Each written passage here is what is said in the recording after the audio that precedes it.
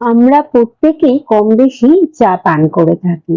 আর সেই চা তৈরি করতে গেলে কিছু গোপন টিপস আছে, যেগুলো ব্যবহার করলে চাটা হয় অসাধারণ স্বাদের।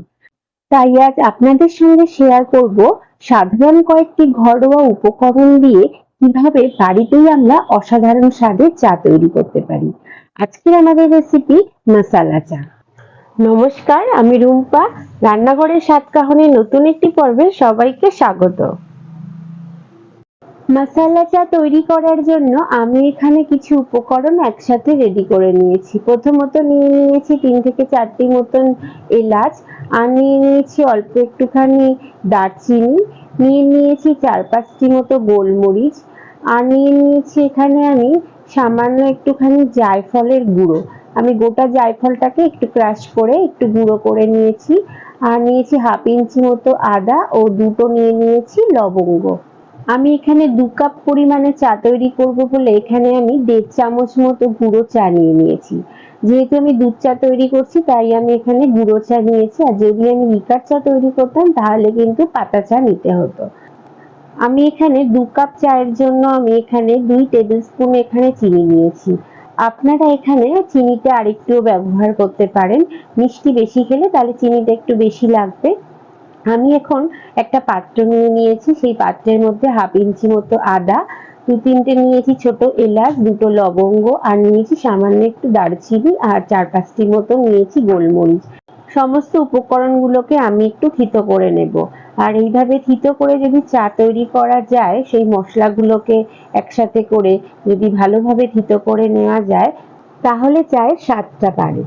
আর এদিকে দেখুন আমি ওভেনে দুধ বসিয়ে দিয়েছি, দুধটাও কিন্তু খুব ভালোভাবে ফুটে উঠেছে। এখন আমি আর একটা পাত্রের মধ্যে এখানে আমি নিয়ে নিয়েছি 1 কাপ পরিমাণে জল। জলটাকে দিয়েও আমি খুব ভালো করে জলটাকে ফুটিয়ে নেব। অন্তত 1 থেকে 2 মিনিট সময় ধরে ফুটিয়ে নিয়ে জলটা ফুটে উঠলে আমি এখানে যে আদা, গোলমরিচ, লবঙ্গ সমস্ত থিতো করে রেখেছিলাম সেই সমস্ত মশলাগুলোকে দিয়ে দেব। আর সামান্য একটুখানি দিয়ে দেব এখানে জায়ফলের গুঁড়ো। আর এই জায়ফলের গুঁড়ো কিন্তু খুব বেশি দেওয়া যাবে না, সামান্য একটুখানি ব্যবহার করলে চায়ের টেস্টটা কিন্তু খুব ভালো আসে। আর এখানে কিন্তু বেশি ব্যবহার করলে চাটার টেস্ট কিন্তু খারাপ হয়ে যাবে। তারপর এখানে আমি 1.5 চামচ মতন দিয়ে দিয়েছি গুঁড়ো চা। তারপর খুব ভালো করে চাটাকে আমি ফুটিয়ে নেব। খুব ভালোভাবে ফুটে উঠলে চাটা, তখন আমি এখানে দিয়ে দেব 1.5 কাপ মতো এখানে দুধ। দুধটাকে দিয়েও খুব ভালো করে আমি চায়ের সাথে মিশিয়ে নিয়ে খুব ভালো করে ফুটিয়ে নেব। দুধটা দেওয়ার পর যখন চাটা এরকম টকবগিয়ে ফুটতে শুরু করবে, তখন আমি এখানে দিয়ে দেব 2 টেবিল স্পুন মতো চিনি।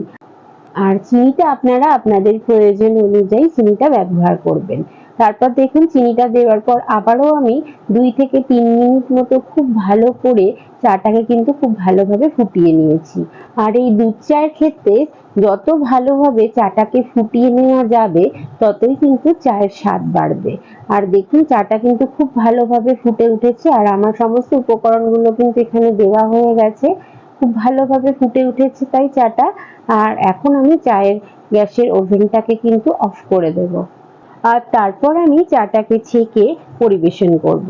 আর এই দুধ চা খেতে কিন্তু লাগে অসাধারণ স্বাদের। তাহলে আমার আজকের রেসিপিটি কেমন লাগলো? ভালো লাগলে অবশ্যই আমাকে একটা কমেন্ট করে জানাবেন। সেই সঙ্গে লাইক, শেয়ার এবং আমার চ্যানেলে নতুন বন্ধু হয়ে থাকলে সাবস্ক্রাইব করার অনুরোধ রইল। এবং পাশে থাকা বেল আইকনটি প্রেস করে অল নোটিফিকেশনটি অন করে দেবেন, তাহলে আমি যখনই কোনো নতুন ভিডিও আপলোড করব তার প্রথম নোটিফিকেশনটি আপনার কাছে পৌঁছে যাবে। সবাই খুব ভালো থাকবেন, সুস্থ থাকবেন এবং কাছের মানুষকে ভালো রাখার চেষ্টা করবেন। আবার খুব তাড়াতাড়ি ফিরে আসছি নতুন কোনো রেসিপি নিয়ে। ততক্ষণের জন্য সঙ্গে থাকুন এবং সঙ্গে রাখুন রান্নাঘরের স্বাদ কাহন।